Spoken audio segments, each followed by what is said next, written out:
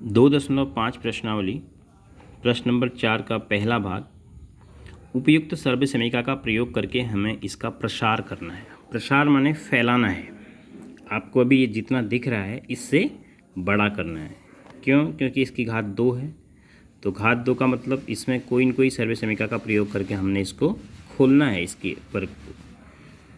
तो जब भी इस प्रकार का प्रश्न होगा आप ध्यान से समझिए, एक संख्या, दो संख्या और तीन संख्या, तीन संख्याओं के योग का वर्ग अगर आपको खोलना होगा तो आप कैसे करेंगे समझते हुए जाना। पहली जो संख्या है उसका वर्ग लिखेंगे, फिर यहाँ पर चिन्ह चाहे ऋण हो या धन हो उससे फ़र्क नहीं पड़ेगा। फिर धन दूसरी जो भी संख्या है उसका वर्ग लिखेंगे, फिर तीसरी संख्या का वर्ग लिखेंगे। तीनों का वर्ग हो गया। अब देखो, जब हमारे पास दो ही होती संख्या तो हम क्या करते, इसका वर्ग लिखते और इसका वर्ग लिखते और इन दोनों को आपस में गुणा करके दुगना कर देते। अब हम क्या करेंगे, इसका भी वर्ग लिखेंगे, इसका भी वर्ग लिखेंगे और इसका भी वर्ग लिखेंगे। अब एक एक करके पहले इन दोनों को गुणा करके दुगना करेंगे, फिर इसको और इसको गुणा करके दुगना करेंगे, फिर इसको और इसको गुणा करके दुगना करेंगे। और चिन्ह का ध्यान रखेंगे। अब x और y गुणा होके धन 2x की जगह कितना आ जाएगा, 2 गुणा x गुणा 2y। देखो x और 2y को गुणा किया, x का चिन्ह धन है, 2y का चिन्ह धन है, तो ये धन आएगा।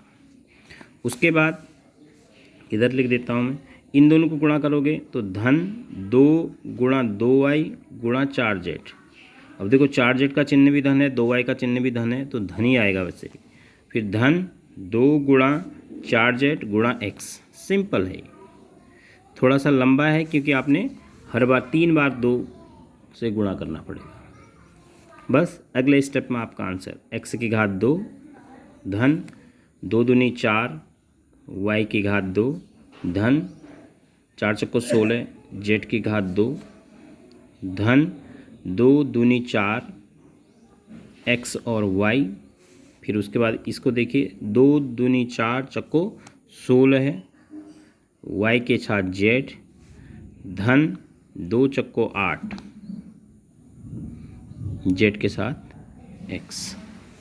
तो आपका प्रसार करके आपको ये मिला। तो इस प्रकार से हम करेंगे। जब भी इस प्रकार का क्वेश्चन होगा, पहली बात आपने नोट करनी कि पहले तीनों का वर्ग लिखना है, फिर एक एक करके इन दोनों को गुणा करके दुगना किया, फिर इन दोनों को गुणा करके दुगना किया, फिर इन दोनों को गुणा करके दुगना किया। चिन्ह के बारे में और स्पष्टता के लिए मैं एक और प्रश्न इसी प्रश्नावली का आपको फिर बता रहा हूँ, प्रश्न नंबर 4 का ही।